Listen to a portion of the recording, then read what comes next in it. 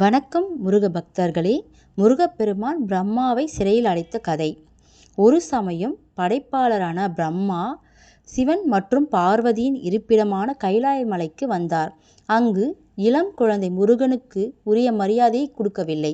முருகன் பிரம்மாவை நிறுத்தி படைப்பு செயல் குறித்து அவரிடம் கேள்வி எழுப்பினார். பிரம்மா ஓம் என்ற பிரணவ மந்திரத்தை தொடங்கி வேதங்களை சொல்லி பிரபஞ்சத்தை படைப்பதாக பதிலளித்த போது முருகன் அவரிடம் ஓம் என்பதன் அர்த்தத்தை விளக்க சொன்னார். புனிதமான எழுத்தின் ஆழமான உள் அர்த்தத்தை பிரம்மாவால் விளக்க முடியவில்லை.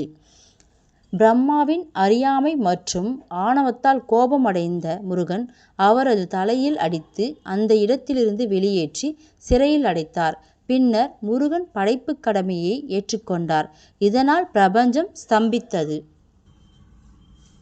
இதை அறிந்த சிவபெருமான் பிரம்மாவின் விடுதலையை கோர முருகனிடம் சென்றார். பிரணவ மந்திரத்தின் உண்மையான அர்த்தத்தை புரிந்து கொள்ளாததால் பிரம்மா படைக்க தகுதியற்றவர் என்று கூறி முருகன் மறுத்துவிட்டார்.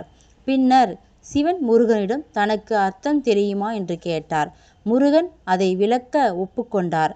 ஆனால் சிவன் ஒரு மாணவனாக அமர்ந்து அவரை தனது ஆசிரியராக ஏற்றுக்கொண்டால் மட்டுமே ஓம் என்ற வார்த்தையின் மறைமுக அர்த்தத்தை தனது மகன் காதில் கிசுகிசுக்க சிவன் மிகுந்த கவனத்துடன் அதை கேட்டுக்கொண்டிருந்தார்.